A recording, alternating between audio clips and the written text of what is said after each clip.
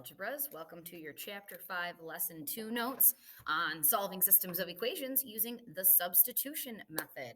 So that's the way we're going to look at these solvings. There are a couple of methods that you can use to solve systems of linear equations.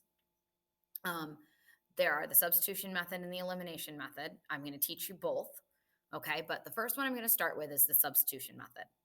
And it is, of course, as we do in math, named very aptly because I am going to take a value, a whole expression, and substitute it in for one of my variables. Okay? So let's start with how those equations that I will use need to look. If I'm going to take an expression and substitute it in for one of my variables in my system of equations, then I need to have a variable alone on one side of the equal sign so I know what it's equal to. So in the case of this particular system that I have as an example, so we look at this system, we've got 4x plus 3y equals 27. We know it's linear, it's got the two variables, but nothing exciting is going on. No exponents, no absolute value, no radicals. We know what's going on here, right? It's linear. And then we've got the other equation that's part of the system, which is y equals 2x minus 1. Again, we know it's linear. And actually, this is in y equals mx plus b form. Specifically, the y is already alone. The y is already isolated on one side of the equal sign, which means what I know to be a true fact right now in the system is that my variable y is the same as 2x minus 1. So what I can do knowing that is say, okay, well, if y is the same as 2x minus 1, and I only know how to solve things for one variable, then what I'm going to do is I'm going to replace y with 2x minus 1. So that is what I do in this equation. So what I do over here, and this is the step-by-step method that I'm talking about as I'm going. I now replace y with what it's equal to, which is 2x minus 1. So what happens here? Now I've only got x's involved in my equation. Well, I know how to deal with that. I distribute, bring it out. I combine like terms, combine them, divide both sides by 10. I get x equals 3. Well, now that I know that x equals 3, I take that and I substitute that number back in for x. So I replace x with that 3. And I can pick either of the two equations at this point to substitute that 3 back into and find the matching y. But the one I chose was this one because it's a little bit simpler to do. So that's why I chose it. So now I replace x with 3 and I combine those numbers. I do the PEMDAS on those numbers, right? Multiply, then subtract. I get that y equals 5. And what I do with those two values, those two variables, is since these were two lines that if graphed in my coordinate plane would meet at a point, what I know now is that point is 3, 5. So I write this as a coordinate point 3, 5. Okay, so that's going to be one of the steps we take, writing that as a coordinate point 3, 5. And then what I do to make sure I'm right is I take 3, 5 and I plug it into both lines.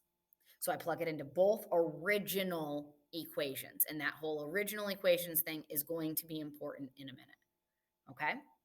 So this is already done for you, but now let's do some examples together. Okay? So I'm going to start with number 1. Solve the systems of equations and check your answer. Okay. Oops, I zoomed out. Wanted to zoom in. Okay, let's look at the system. X equals y minus 2. X plus y equals 18. Do I already have one of the two equations with a variable isolated? X is already alone. And what is x exactly the same as? Y minus 2. So what am I going to substitute or replace x with? Y minus 2. So what I do here is I plug y minus 2 in where x was, because I know that's what x is the same as. And then I rewrite the rest of the equation. Plus y equals 18. Well, now I look for any like terms that can combine on the same side of the equal sign. Y plus y is 2y. Bring down the minus 2, bring down the equal sign, bring down the 18. Now I need all my numbers on the other side of the equal sign together. They go opposite the variable, so let's add 2 to both sides. Bring down the 2y, 18 plus 2 on the other side here is 20. Now divide both sides by 2 to get y all by itself. You get y equals 10. Okay, well, I'm not done because I need a coordinate point. So I'm going to take that answer for y and I'm going to substitute it back into one of the two original equations. It doesn't matter which one. It doesn't matter. It'll work in either. It'll give you a matching y from either, but I like to pick the easier one. To me, the easier one is x equals y minus 2. So I'm going to rewrite that. Now, let's replace y with 10 because we know that those are equal. Well, what's 10 minus 2? It's 8. So what's x equal? 8. So now when I create my coordinate point, x comma y in parentheses is my coordinate point. So 8, 10 is my answer. To check your answer, so I'm going to write CK for check. I rewrite the original equation. So x equals y minus 2.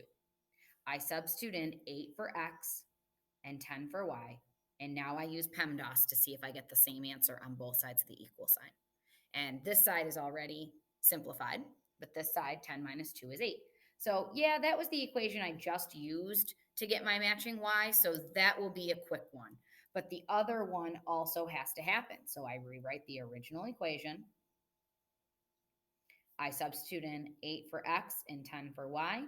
And this side is already simplified, so 8 plus 10 is 18, and that one checks too. That's how I know for sure that I've got the answer correct. And when you are asked to solve and check, yes, you need to make sure you write out the checks. I mean, hello, it's right there in the directions. If I didn't want you to check, I wouldn't write it there. Just saying. Okay. Substitution. We substitute, right? Substitute one for another. And here's another place where y is equal to something already, right? So I can see it right from the get-go of my two equations. Y equals negative x plus 5, okay? So I am going to substitute or replace y with this negative x plus 5. So right in here, that's where it's going to go. So now let's rewrite so that it goes there. 6x plus 3 times negative 3x plus y. So that's where the expression that's equivalent to y goes. And now bring down my equal sign and my 6. Now, of course, we have to distribute this 3 that's in front of the parentheses. So we get negative 9x plus 15. I didn't really need that equal sign there. Sorry about that. And now 6x minus 9x on the same side of the equal sign gives me negative 3x plus 15. Bring down your equal sign and your 6. Now move this number away. You get negative 3x equals negative 9. And divide both sides by negative 3. You get x equals 3. Now I'm nowhere near done.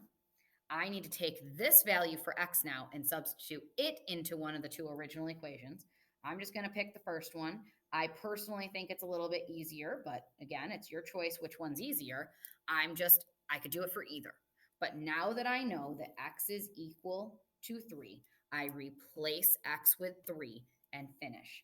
So negative 3 times 3 is negative 9. Bring down the plus 5. Negative 9 plus 5 is negative 4. So there's my y. Now that xy is a coordinate, so 3 comma negative 4 in parentheses. That's supposedly my point that these two lines would meet at. But let's make sure that's the case. Make sure that this point is on both lines by double checking. So rewrite the original equation.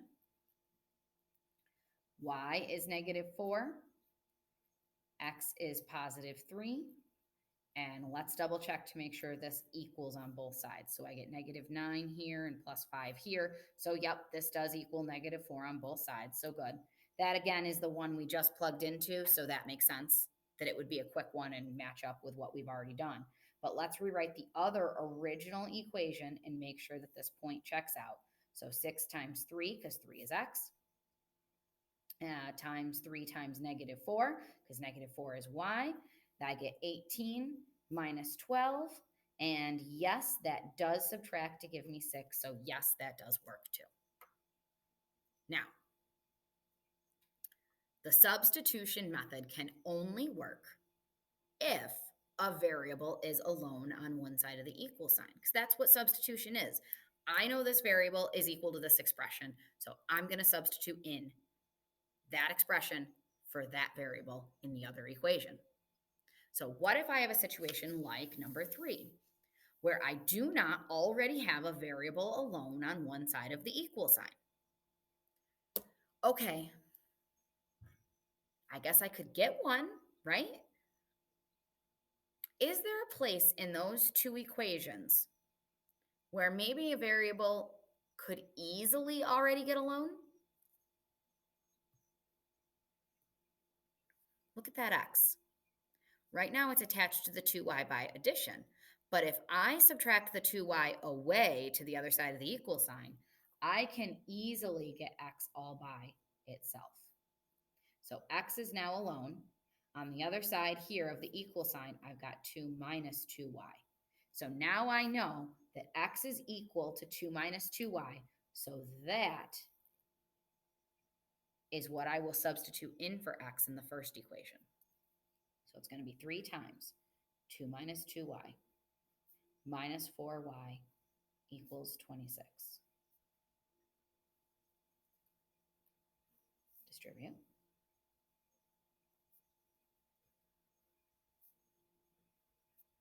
Combine like terms.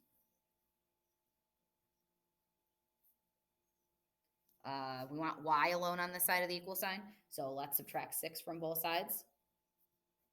Get negative 10y equals 20.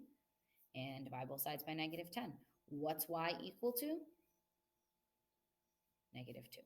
Now, of course, I'm not done. Sorry. Of course, I'm not done, because now I've got to take this value for y and substitute it back into one of the two original equations.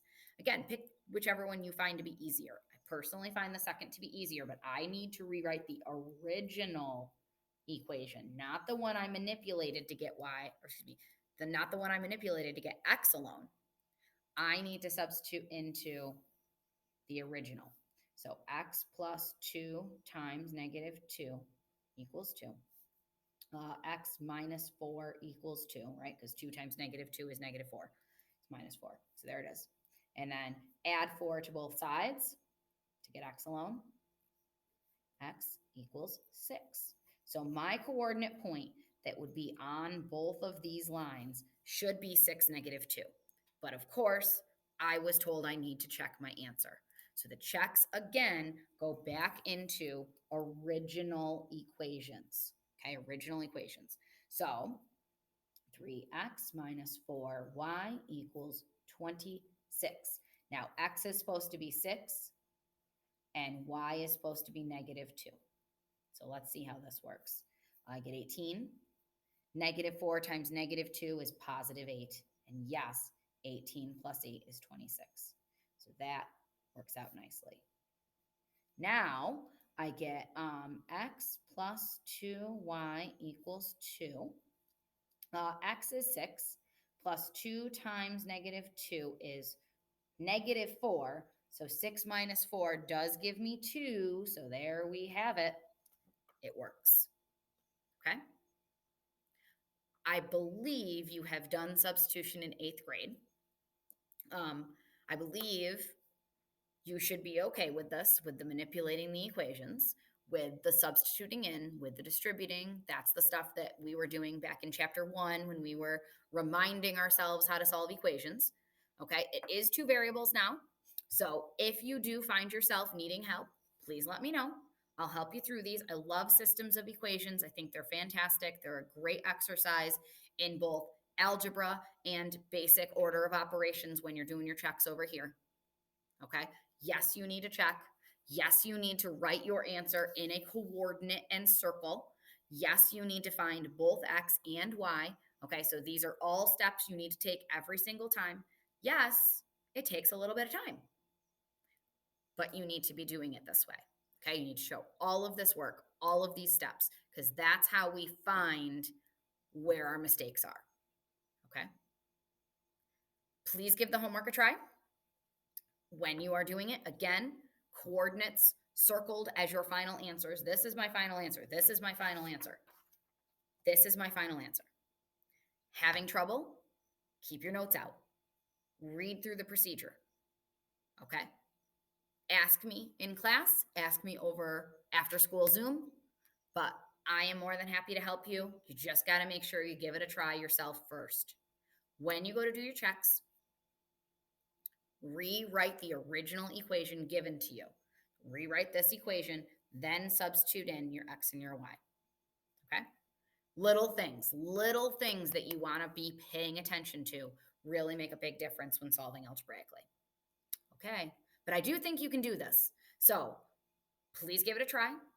Make sure you've taken the notes with the video. If nothing else, rewatch the video, rewrite each of the problems that we've solved together, and do them again with the video with me. That will really get you in the mode and the mindset that you need to be in to solve these. Okay. Good luck, algebras. Elimination method next, which I think you'll like better because you have a tendency to, but here we go. Okay. Good luck.